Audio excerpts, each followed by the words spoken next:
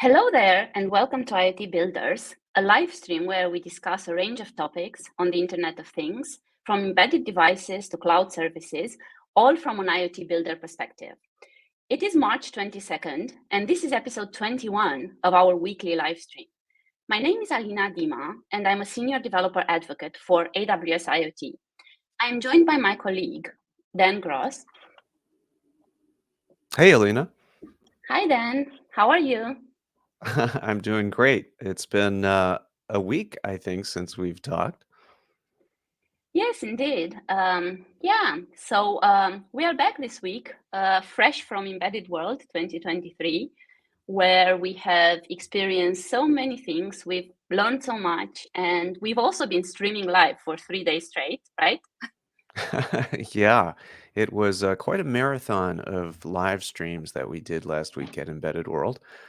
Really great sessions, and just awesome to see all the different topics, and really appreciate all the guests participating, taking their time to share their knowledge. Yeah, exactly. In our 3 days of live streaming, we actually met a lot of different AWS partners, and we've been discussing topics that really span from the embedded side, so from what's happening on the embedded devices themselves, all the way to the cloud. From the highlights, of course, we all, if you've watched the live streams, then you probably know what I'm talking about. We all took turns in moderating different sessions and introducing them to you. From my side, I've got a couple of real highlights from Embedded World 2023.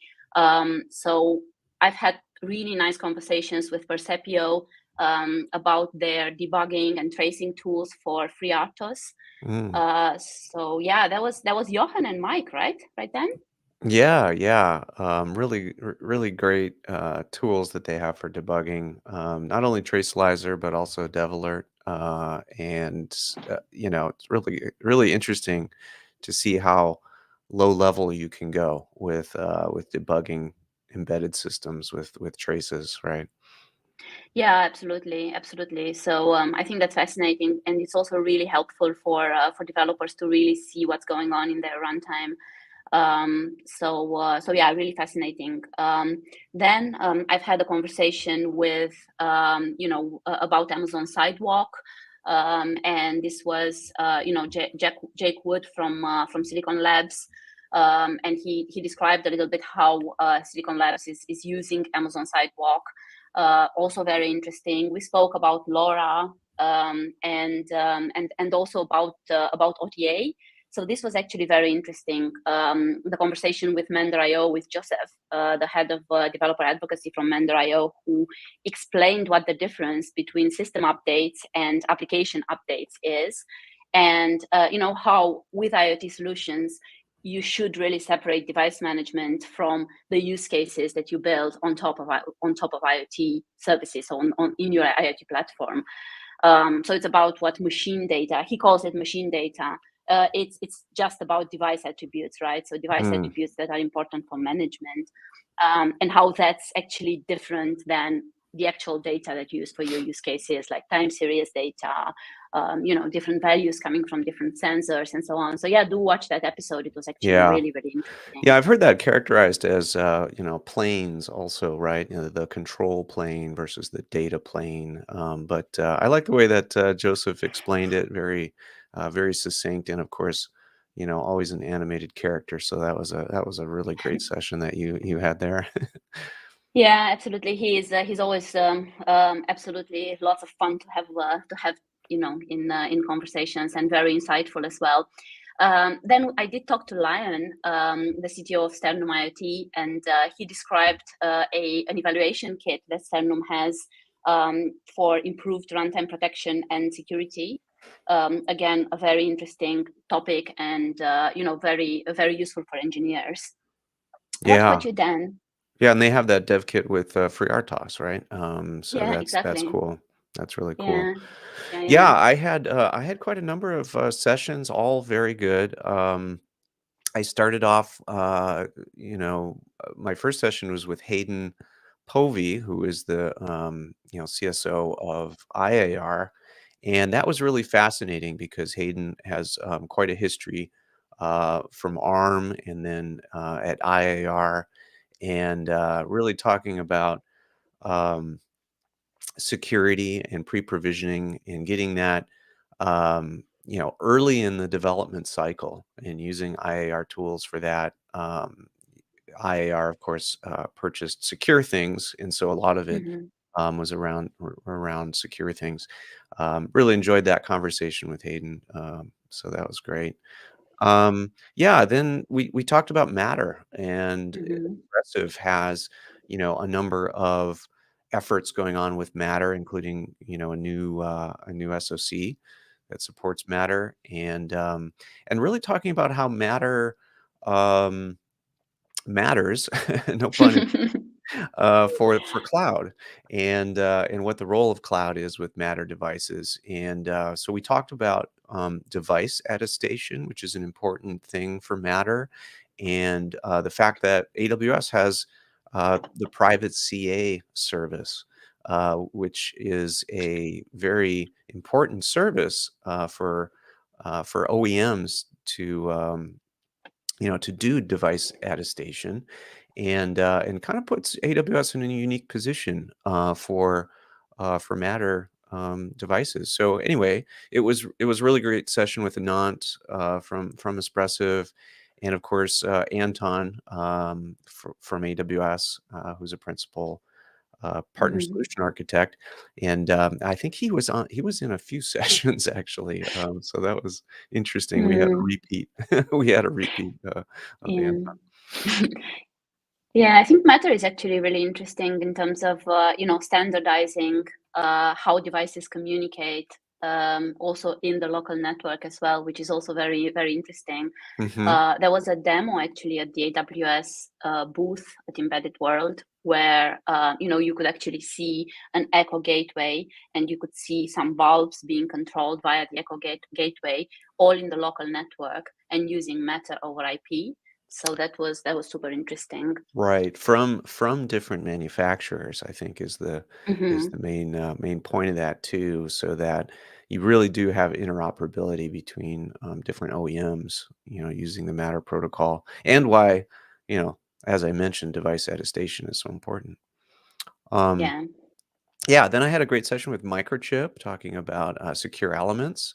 Hmm. So more about security, and that was with Ronnie Titoto from Microchip, and that was really interesting too. Microchip, of course, with their secure elements is quite a cornerstone of security in IoT. So that was really good. Then I moved on to talk about OPC UA, which is Hmm.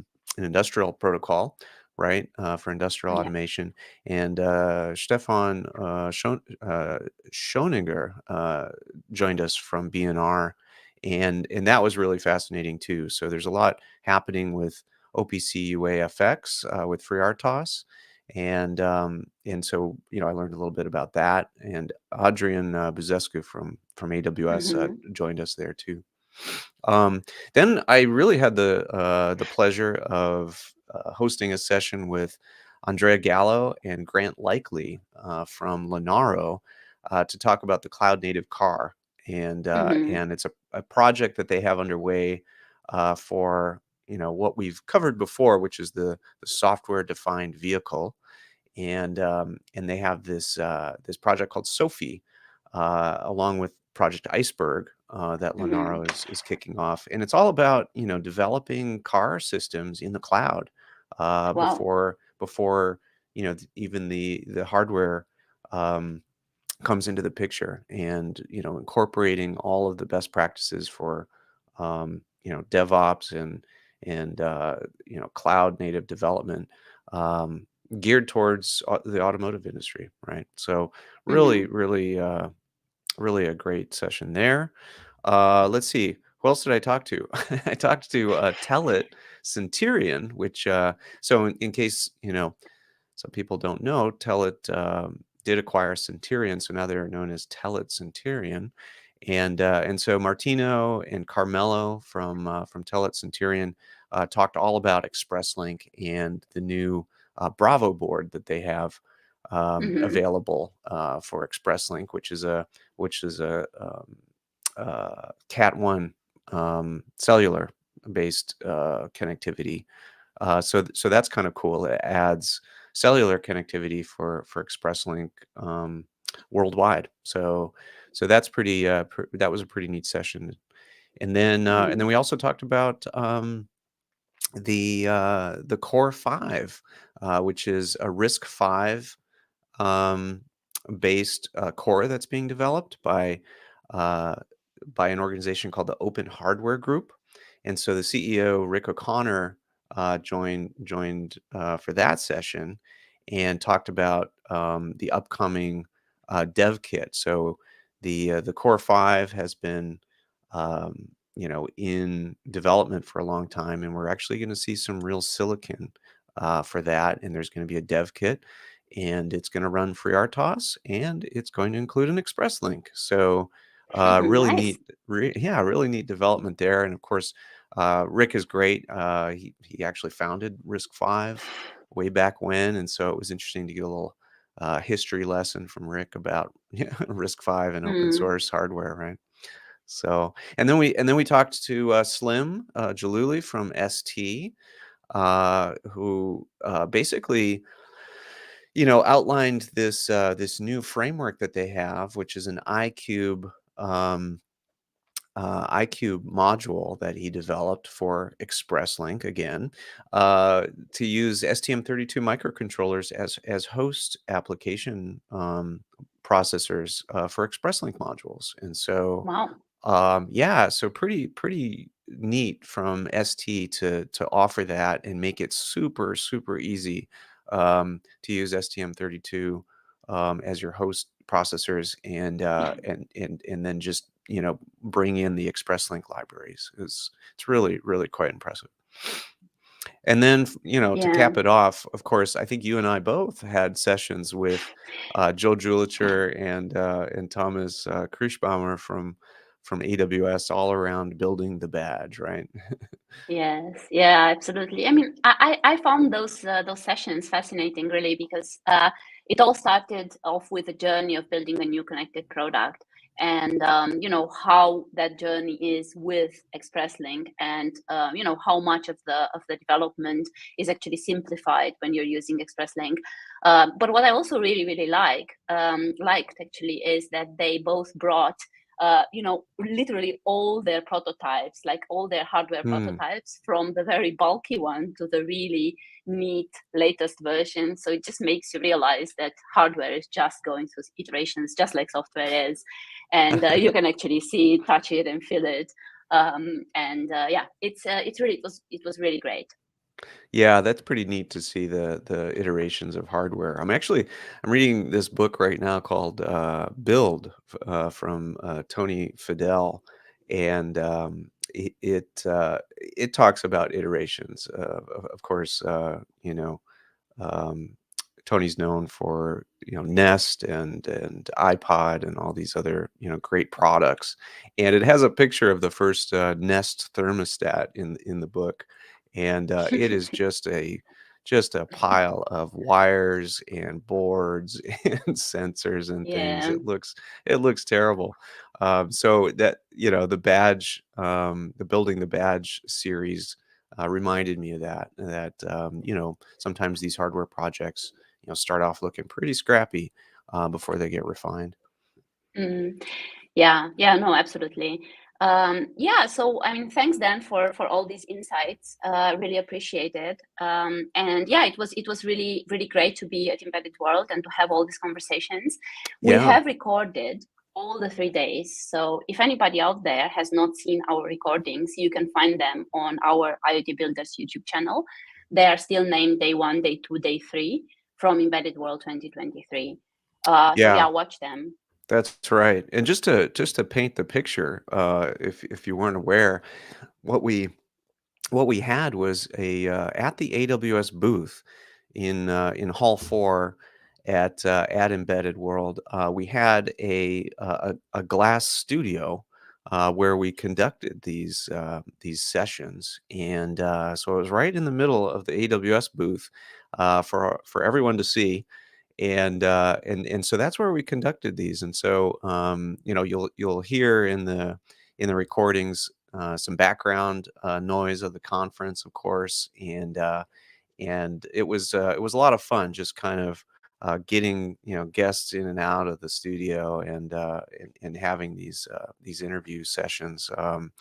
It was actually a pretty dynamic dynamic live stream, I would say. Yeah, absolutely. Right. So another thing that Dan and I wanted to do today is give an overview of a session that I actually had at the Embedded World Congress. So if you're not familiar with the Embedded World Congress, it is organized in such a way that you first work on a research paper, and then you submit that research paper. And during the conference, during the event, you present the results of your research, and you present your research paper. So Yeah, my application. this Yeah, is really sorry, Dan, go ahead. impressive. This is really impressive, Alina. You got your paper accepted for Congress, so that was really quite a accomplishment there. Yeah, so it was really nice. It was really nice to get the topic accepted, and it was also really great fun to work on it, I have to say. So that's why, because it was great fun to work on it, and because I am still working on the code for it every now and then. So every now and then I still discover an extra bug here and there, especially when I try to scale it up. Because of all of that, I wanted to actually give you an overview today of what I've done there. So I don't know, without further ado, I think I should get started then, right? Yeah, I think this is great. I'd love to see it because I didn't get a chance to see it at Embedded World. So, I'm excited to see the demo. Yeah. So what I will do is give you a really, really brief walk through a couple of things which are going to be important for you to understand the demo. And then I'm going to go straight into the demo, and then I'm going to show you the code for it as well. And then we can share the GitHub repository if you want to have a look at it, or later. Everything is available, so don't feel pressured to understand everything now. So the topic that I actually chose for Embedded World was cloud orchestration, right? So the concept behind it was that IoT devices have various degrees of constraints, right? So you can have really small devices, low memory, low CPU, literally microprocessors that don't have a lot of capacity to actually run complex workflows and complex processes. But on the other hand, at the other end of the spectrum, you also can have really powerful devices, that can do a lot and that can potentially drive entire workflows on their own if this is so desired. However, Hmm. what generally happens is that the fleets are heterogeneous, right? So as an operator, you want to actually have a solution in place with which you are able to manage different devices as part of the same fleet. And Mm. because of this, it is important to actually abstract, the workflow management from what's happening on the devices. So this presentation is going to give you an overview of an idea I had on how to design these IoT device workflows in a way where the orchestration happens externalized outside of the devices. So let's see. I mean, first of all, I think it's important for everyone to understand what I mean by device workflows, right? So I think everyone is familiar with the life cycle of a device, right? So it goes from deployment to operation to maintenance and decommissioning. And throughout this life cycle, it undergoes a bunch of processes, right? So be it provisioning and onboarding, right? We're all familiar with that. It can be an initial setup. For example, if you have a consumer device, the initial setup is really quite important, right? So how do you set it up really fast to connect to your network, to be able to, put in place some user-specific settings that you would like, and so on. While the device is in operation, you've got device configuration. You might want to do some data collection, some processing and analysis. And for maintenance purposes, and also, of course, very important for security. I mean, I know I don't have to say this, but OTA is really crucial. To get out there bug fixes, to get out there fixes to vulnerabilities, to get out there, new features at the end of the day, which is also important. So all of these processes can be complex, especially when they interact with external systems, right? I mean, Dan, also from your experience, they are complex, right? Anything that has to do with management of devices. Yeah, you like to think of things as very very simple, right? Like you have one product, it has, a master image and everybody's on that master image initially. Then you have a new one and then everybody upgrades at the same time to that new one and it's all very Mm. linear. But the reality is it's not like that at all. You have multiple Yeah. products, you have multiple revisions, you have multiple states that each device is in, and sometimes there's a lot of mismatch. And so, what becomes maybe a a simple sort of linear thought about firmware upgrades becomes this like sort of massive you know matrix of support. Yeah. And so it's really hard to manage. And so yeah, this is absolutely a difficult thing to implement. Yeah, exactly, and especially when the operations that need to be performed as part of this workflow. So these processes, I've named workflows because they really are workflows, right? You can decompose them into sets of tasks and execute them. It does get even more complex when all these different tasks don't execute on the same system, right? So if you've got a workflow with distributed operations, some of them executing on the device, some of them executing in the cloud, some of them executing literally on systems that you have in-house, Mm, which are exposed to different SLAs than the cloud systems. I mean, you can't smash an in-house system with the same transactions per second as you would smash a cloud serverless application. It's just not working that way. And I think this is for this kind of distributed workflows, the idea behind it is that you need an externalized orchestrator.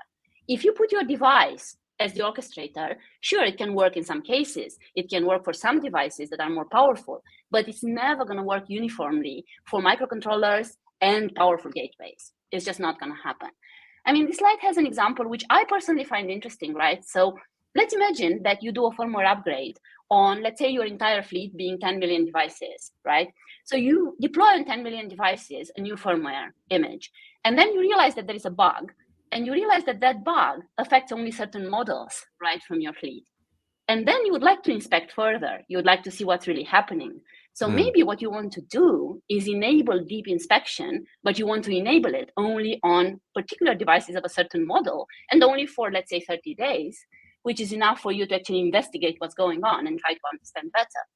So the workflow is really selecting those devices for inspection, then enabling the inspection. I mean, this inspection can be something so simple as raising the log level, right? But it can also get more complex. You can enable certain processes that run on your device, or you can enable certain libraries to do deep inspection. And then what happens is that for those 30 days, you can get the data from the devices as a result of the deep inspection. You can store it, analyze it, process it, and try to understand what is really going on. And once you have it, once you know what's going on, you disable the deep inspection again on those particular devices in your fleet. So that's clearly a workflow, right? It involves mhm. multiple operations, multiple tasks, selection of devices, and so on. Yeah, and there are tools that can help with that. Even from some of our partners, for example. But overall, orchestrating that still requires basically a strategy, right? Right. So, I mean, there is definitely tools out there that also help on the device, right? So, we've talked about some debugging tools from Percepio, which are great. Mm, And there are a lot of other tools out there as well. But the important thing is also think about the fleet. yeah. not thinking about the isolated device and what's happening on one device, but actually thinking about the fleet. Yep. And I think this is where there are multiple solutions, like I said. So who is the owner of the workflow, and where is the owner located? Is it on the device? Is it in the cloud? What is the nature of the workflow manifestation? Is it embedded into one system? I mean, I have worked on projects in my career where there was a silent workflow going on, which was in the head of the principal engineer and in the head of the architect of the project. But it was not an explicit workflow, right? So in some documentation in the wiki, there was a workflow. So system A was calling system B, and system B was returning XYZ to system A. And then system A, based on that, was making another decision to call system C. And then system C was doing a few things and then returning to system A, and so on. So all of that was happening. There's probably also a diagram about that. But when it actually comes to externalizing that and looking at it as a workflow with an external orchestrator, that might not always be in place. So what you're going to see in the demo is externalized cloud management workflow orchestration, right? So you are going to see state machines. You're going to see state machines that are orchestrated from the cloud, and you're going to see this at a scale. Now, I'm not going to show this on thousands of devices. I'm going to limit myself to 100 devices, and I will explain a little later why I'm showing just for 100 devices. But yeah, this is what you're going to see in the next slides.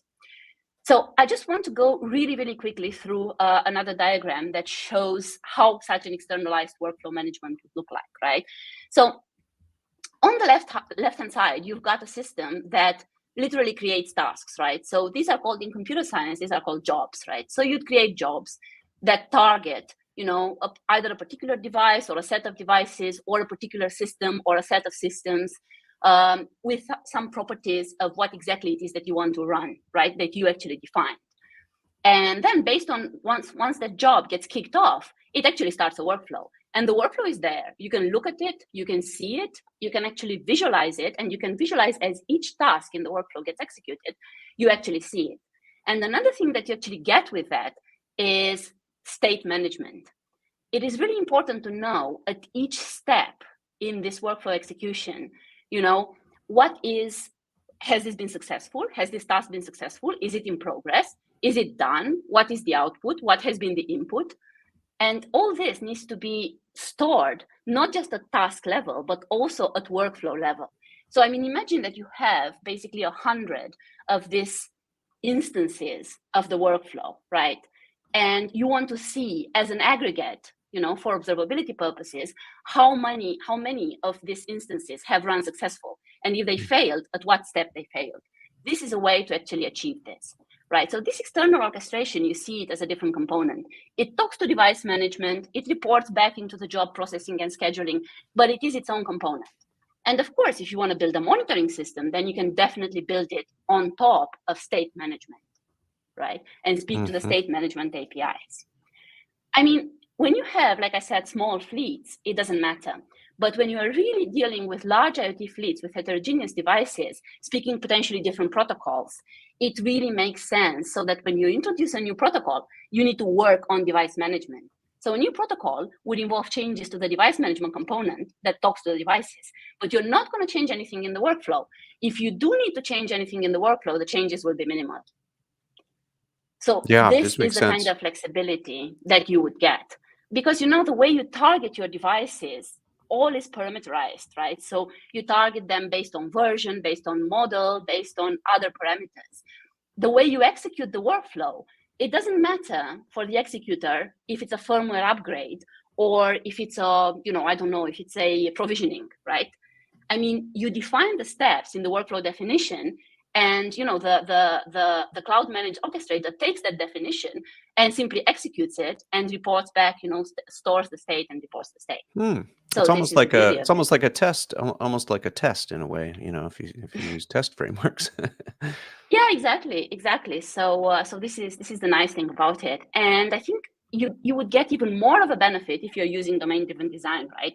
So each of these components should not know anything about the implementation of the other component, right? So each of them have bounded contexts. They're responsible for managing retries within the component itself, managing configuration within the component itself, and so on. The communication between them happens via events, and these events are asynchronous, right? Mm-hmm. Mm-hmm. So the protocol-specific communication, right? So is it CoAP? Is it MQTT? Is it JSON over MQTT? Or is it protobuf over MQTT? This all happens between the device management and the device. The rest is literally agnostic of the protocol-specific, the specific of the protocol that the device talks. Right. So this is the idea behind it. And yes, we're using state machines. And yes, we're using state machines because they're mathematical models that have been used for years in computer science. And they are well known for being an elegant way to break down complexity.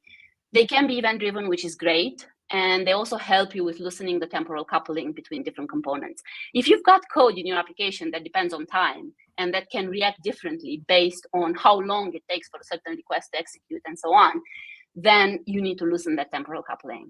And this is what you can actually do with state machines. Now, this diagram is just the same as before, so I'm not going to really go through this again, but you've got this orchestrator, you've got the workflow definition. Here you specify whether you're doing a firmware upgrade or you're doing fault management or you're doing, you're doing device provisioning or whatever it is you're doing. You specify in the definition. The orchestrator is responsible for holding all these workflow definitions and then literally orchestrating between the different tasks. And then here's your business logic that you execute. The business logic can be in the cloud or it can be in, located in your services on-prem or whatever it is. It doesn't matter, right? And of course, some of these tasks will also speak to the devices, right? So they will communicate and interact with the devices as well. And this is an example of such a workflow modeled with final state machines for firmware upgrades. Now, one thing that I do want to mention here is that I focused on the firmware upgrades, for AV partitioning, right? So where a device can literally hold two partitions and can hold a second firmware image, on a secondary partition. And when it's ready for the upgrade, when this firmware image gets activated, the device can reboot into the new firmware image. And if it is successful, it holds that firmware image. If it's not successful, then it will fall back to, to the old image. So this is how this would look like modeled as a state machine. I mean, of course, here in this definition, a lot of it is of course making the assumption that the device does communicate, right? So that the device does send back events saying I've downloaded the firmware successfully, I've finished my download operation, and now I have done a reboot, right? Some of these events can be synchronous, some of them can be asynchronous. So some of these messages can be synchronous or can be asynchronous. On a high level, what's happening is that the first three states can run in parallel. This is when an operator is trying to update a fleet of devices, they would just say, bring all these devices to firmware x.y.z. You need to validate that those devices exist, right? That they are grouped, that they exist. You need to validate that this particular operator has the permissions required. You need to validate the firmware metadata to actually see that the firmware exists and so on. And only then, when you're ready, the workflow would actually go into a state to actually direct the device to get the new to actually get the new firmware, assuming of course that you know the current software version of the devices. If you don't know, then this could be an extra operation to actually retrieve that information as well. Right. What's interesting And here, and that's go where, ahead. user interaction and things,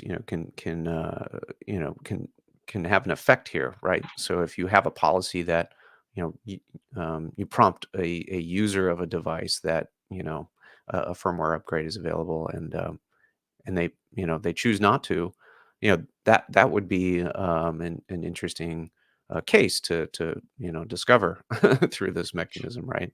It's like we can't get some of these firmware upgrades because it's not being accepted or whatever.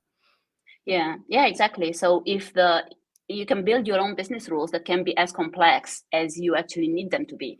For example, you can say that during a certain phase of the life cycle of the device, you are only accepting minor versions in firmware upgrades. You're not going to allow going from version 1.4 to version 1.5. So you would just go on the minor release. So you'd go to 1.4.1 instead of 1.4.0. I mean, you can do a lot of things because you've got the flexibility That at happened to me this stage recently. in I the think there state was machine. some.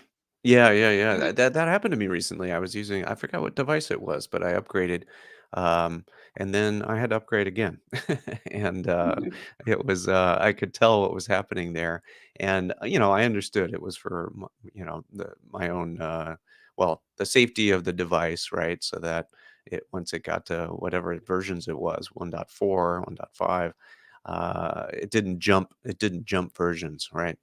And so I think that Yeah. was, I've seen that in practice. Yeah. So, and then what's actually interesting is after you send this command to the device to update, your state machine will go into three wait states. I mean, these three wait states, it doesn't have to be three wait states. They are in my example state machine. So it would go into a wait state for the device saying, I've transferred the firmware, right? So this means that the device made a call to a firmware server and got the actual firmware. Then, the device would say, the download operation you've sent me was successful. Or once the device is ready to boot, it would boot, and then you would be waiting for a boot event. I mean, here it can be one waiting state, or it can be three waiting states, or it can be 5 waiting states based on the device management protocol used and what it actually allows for, and literally based on how you want to implement your firmware upgrade flow. So if you want to make it very, very simple, you'd be like, I'm sending an asynchronous command to the device, and I'm waiting for the asynchronous response. And you would go into a wait state, waiting for one response from the device to say, hey, I've done it. You wanted a firmware upgrade, and I've done it. And then you would go into an interpreting state to actually look whether it was successful or not, because sometimes the device can send device-specific data that you need to understand, and you need your abstracted domain model to understand. Because a TR369 device or an LWM2M device or a CoAP speaking device would send the data in different formats. Maybe it's protobuf encoded, maybe it's actually JSON, who knows. So these interpreter states are just about interpreting if it was successful or failed. And of course, then you can go into a success state or you can go into a failed state. Yeah. So that's basically how it works on a high level. And now I actually want to show you how to do this with AWS services. The reality is that you can do this with other technologies as well, and maybe I can mention this at the end, but I have implemented a version of this with AWS services and with a device management protocol called TR369. And of course, now I plan to extend it to other device management protocols as well, or maybe even lower level protocols. I want to try it for CoAP, and I want to try it also for LWM2M at one point when I have some time. So the way I've implemented these components is by leveraging majorly 3 different services, right? So of course, there is AWS Step Functions, and Step Functions is the well-known orchestrator for workflows, right? And then on the other hand, in terms of job processing and scheduling, I've used, of course, IoT Device Management with jobs and fleet indexing and things and theme groups. And of course, at the core of it all, there is the message parsing and the IoT Core Rules Engine. Lambda is the service that glues things together. I have tried to use as few Lambda functions as possible, especially inside the states of the state machine. Whoever has used step functions before will probably confirm that having 50 states in your state machine, all of them having a Lambda function behind them, this is really hard to manage, right? So I will show you a technique, which is the direct SDK integration with step functions, which is going to make everything a little simpler. For device management, it's again, I'm focusing on MQTT messages, protobuf encoded MQTT messages, which are going to be sent by the device management component straight to the devices. And of course, you remember this domain diagram. The domains are communicating via messages, right? So it's all asynchronous. And this is using Amazon SNS. So let's really move on. Maybe what I'm going to do before we go into the details of this diagram, the only thing that is really, really important to understand here is that a request comes in, right? A request comes in saying, here is a group of devices, or here is one device that I actually want you to, as a system, to update for me from, version X to version Y, right? Now, the job processor is going to receive this request and is going to make sure that based on whether it's one single device or it's a group of devices, it's going to fan out nicely according to how many devices you have, and it's going to kick off as many workflow executions as needed to basically satisfy that the firmware upgrade gets triggered on all these devices. So here the job processing literally starts the orchestration. So it kicks off a step function execution.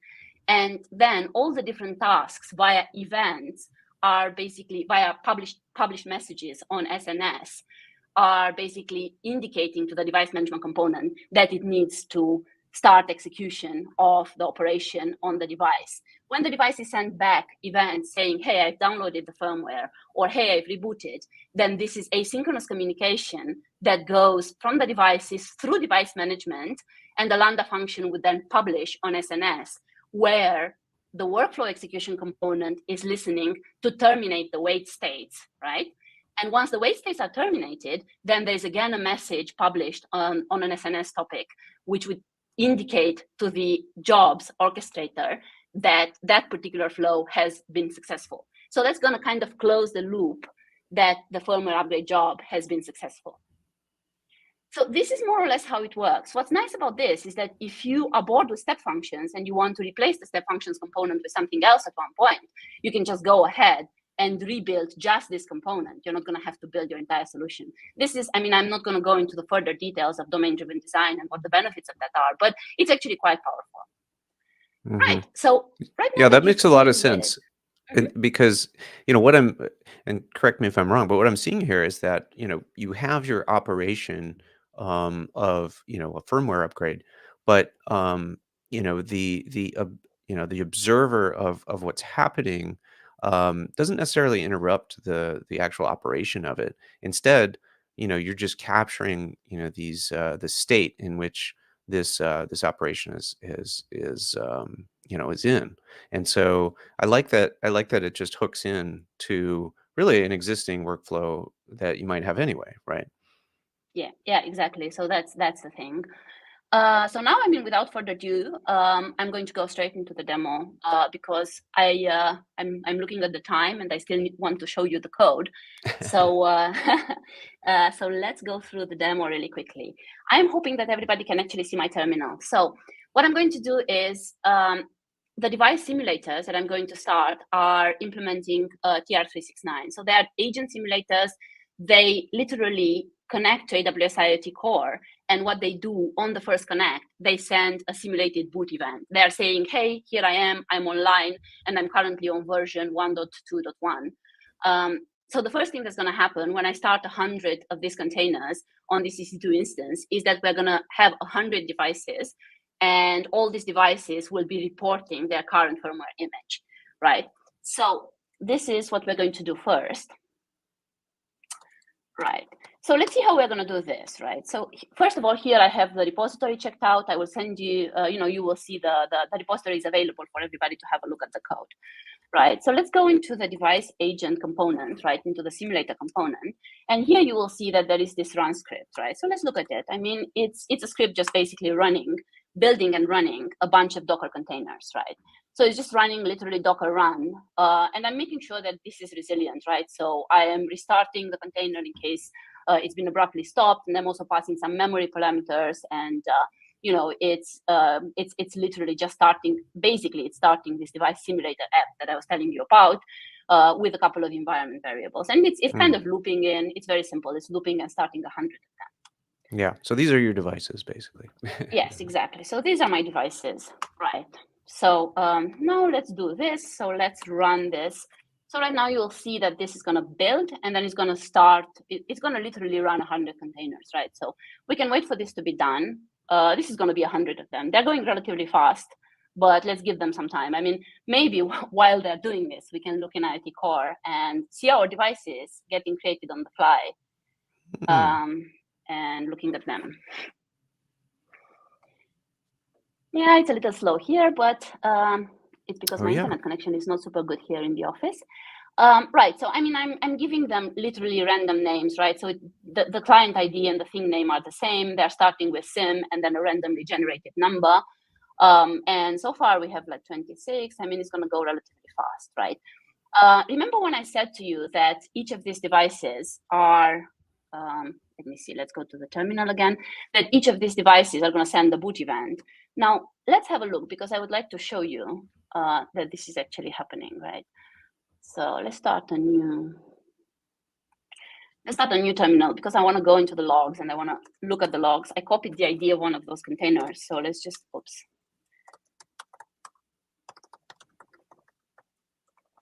Right.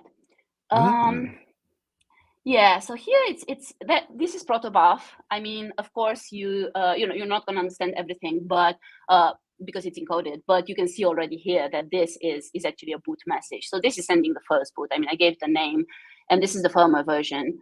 So it's saying, hey, I'm booted, and I'm currently on version 1.2.1, right? Actually, let's leave this running. Let's leave this running because I think it's gonna. This is the wrong command. Was it logs -f or -f logs? Probably logs -f. I always forget the Docker commands, so sorry about this. Yeah, so here we go. So let's leave it running because once we are kicking off the firmware upgrade, we are going to see a lot more in this log. Let's see if our devices are ready. So we've got 100 devices. So this is really nice. Wow, that Now went what I pretty want quick, to do, actually. Yeah. yeah, it's relatively quick. I mean, my simulator behind the scenes is creating a thing, creating certificate and key, getting all that information, and then connecting to core and so on. So this all is actually relatively fast, I would say, for 100 devices, right? One thing that I did do, and I'm going to show you that actually, there is a firmware version, and this is that default firmware version that I was talking about earlier, right? So we've got 1.2.1. So what I did do as a preparation was already create some queries so I can create dynamic theme groups, right? So I've created this dynamic theme group called devices on firmware version, on factory firmware version. And behind the scenes, I mean, the query is actually relatively simple, right? So let me see if I can go.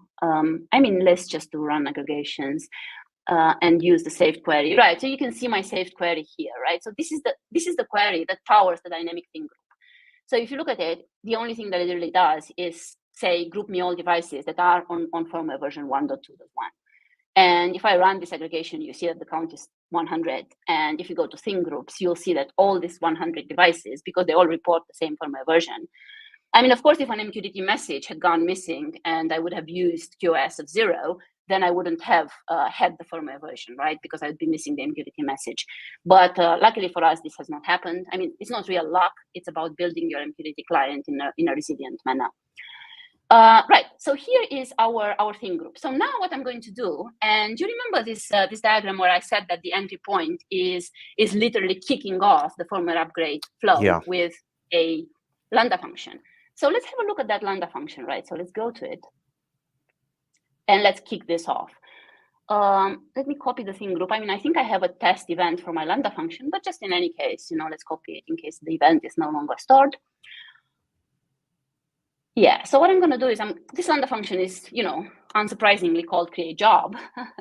I wasn't very creative with that, but this is literally the Lambda function that kicks off and says, create me a job that targets all these devices, right? So let's see. So our saved event is going against the right theme group. So yeah.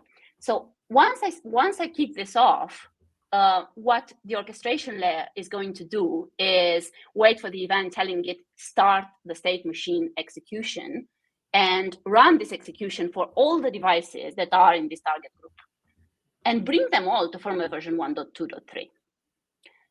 Shall we do this? So Let's Dan, do what it. would you expect when we're doing this? What do you expect that's going to happen? I'm gonna just run it in the meantime. Yeah, I mean, I would expect that everything executes successfully. Yeah, this is correct. So this is already something here is happening, right? So you see that this device simulator has received the firmware download command. Yeah. To make it all more entertaining, let's just go to our state machine and let's have a look at 100 state machine executions that we have. So this is our firmware upgrade state machine. This is an implementation of what you've seen on that design diagram earlier on, right? And you can see here, if I filter by status running, I should actually have, oh, wow, some of them are actually done, but I still have quite a few running. So this is interesting, right? So let's keep an eye on them. So I still have 3 running. And now this is really interesting. Why do you think that actually 97 of them have been executed successfully, hopefully successfully? Now let's see. Success. Let's see where we started. So we started at 48. We have to have 100 of them, right? So Yeah. we kind of have to scroll through 100 state machines here, state machine executions here. Why do you think that actually 3 of them are still running? I don't know. There must be something something different about those. Yeah, so what is happening is throttling caused by the control plane of IoT Core, right? So in our state machine, and if we have a look at it, we will see right away. The start download is first checking the configuration, describing the endpoint that it actually has to basically publish the data on. Because we're talking about protobuf, and because of the way that that TR369 works, Lambda functions actually connect to IoT Core and send the requests using MQTT over WebSockets. So they need to find out what the endpoint is. And this, of course, if you have 100 of them trying to do the same at the same time, this can lead to a few issues, right, in terms of throttling. And I think that what's happening here is that the first execution of this has failed, and the next ones have actually been successful. And this is why it takes so long.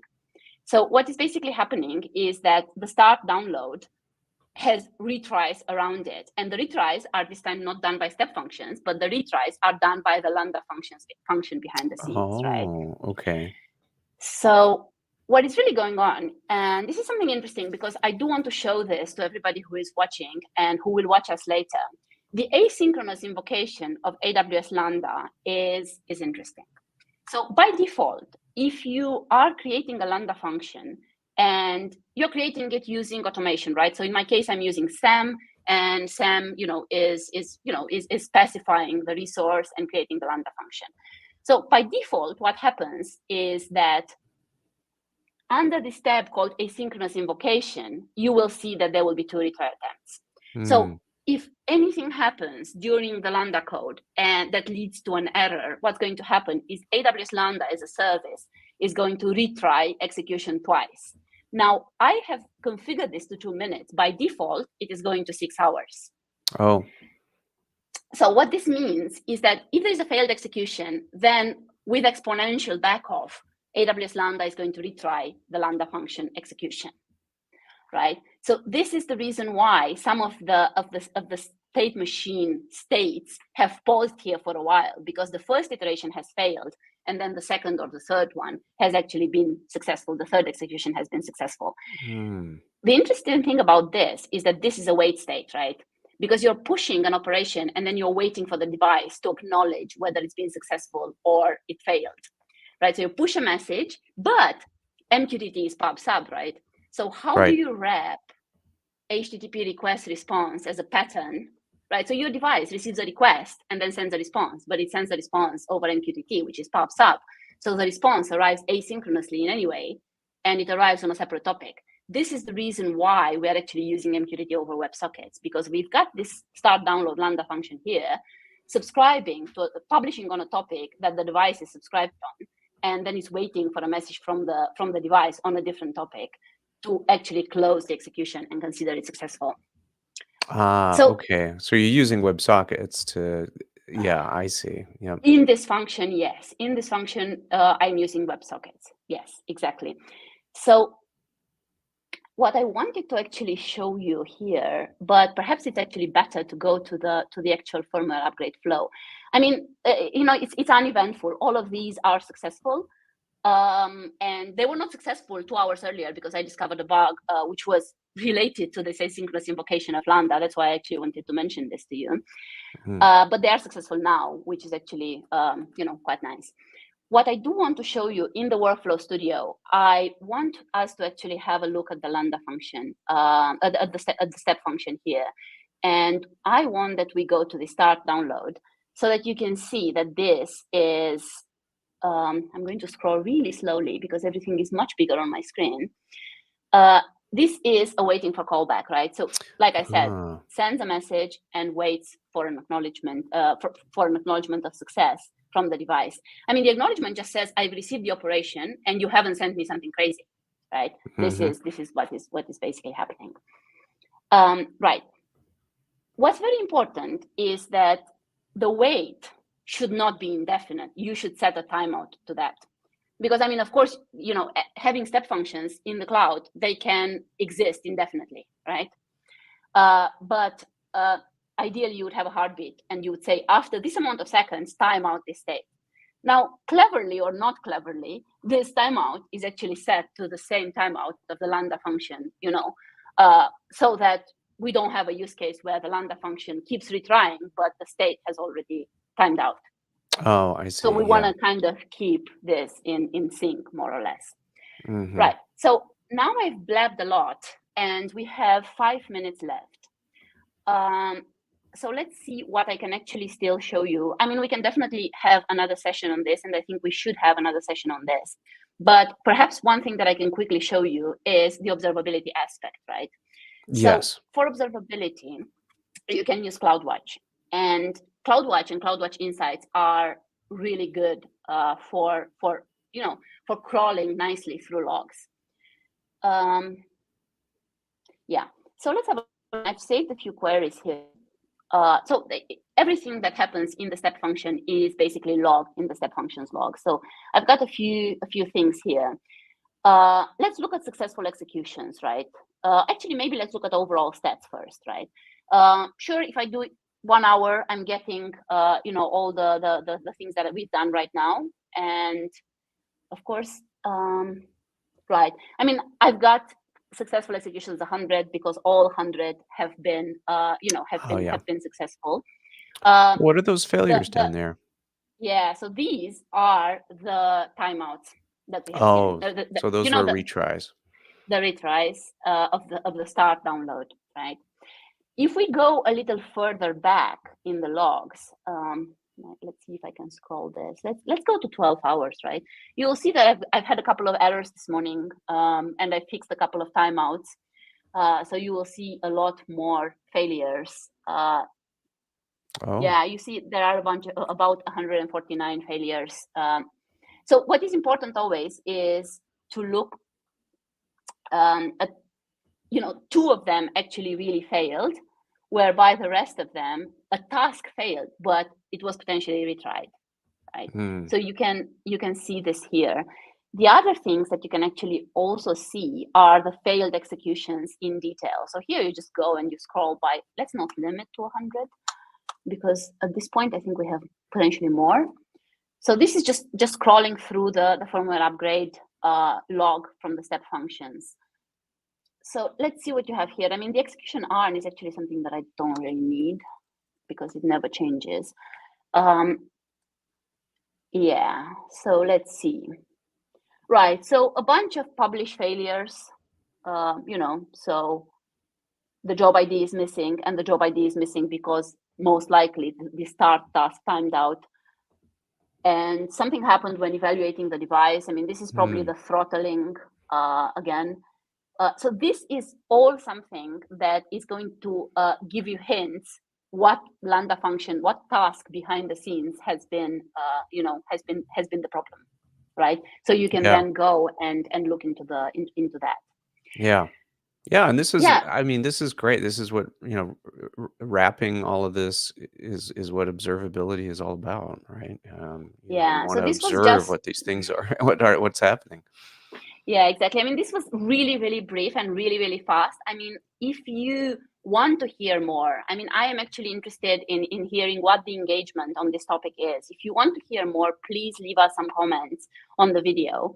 And I can definitely have another session where I go a lot more in detail into the observability, because right now we've barely touched the surface. So I literally can go and I can show you all the kind of queries that you can create and how powerful those are. And this includes also, of course, the AWS IoT V2 logs as well. Yeah, and check out the GitHub repo. I posted it in the comments here, so you can copy and paste that and check it out. Yeah, exactly. So I mean, in terms of the technologies behind, I mean, the template is all done with SAM. It's a mix of SAM and CloudFormation as well. There was this pitiful event that made me a little sad, and that was that SNS supports basically filtering on the SNS topic based on the message body and the key in the message body. So you can literally have a Lambda function subscribing only to messages that have firmware upgrade success in the message body. This is really interesting. It's something that's only possible since recently, but of course it's not supported by SAM. And because of that, I literally had to create the subscriptions using CloudFormation. So I think here you will see, yeah, maybe I called it SNS. Yeah, exactly. So you'll see a bunch of subscriptions that I literally had to create on the SNS topic that normally could be very fast done, with just putting the filter policy in the Lambda function, but it doesn't yet work with SAM. So a bit of this CloudFormation template is quite verbose. Of the SAM template is quite verbose because it has CloudFormation as well. Hopefully at one point I can change that and make it a little leaner. But in the meantime, yeah, please have a look at the repo. It's here. You also can see an explanation of what's going on in the high-level diagram as well. And if you would like to have another session on this, let us know in the comments, and I will definitely make that happen. Awesome. Right. So then this is now top of the hour, and I have been, of course, blabbing a lot. I am hoping it's incredible. This is incredible what you've built here and what you've demoed. This is really, really great. Yes. Oh, so if you've got any questions, like I said, let me know. And otherwise, thank you very much for joining IoT Builders today. And stay tuned until next week when we will come back with a new episode. Bye now. Thanks. Bye-bye. Bye.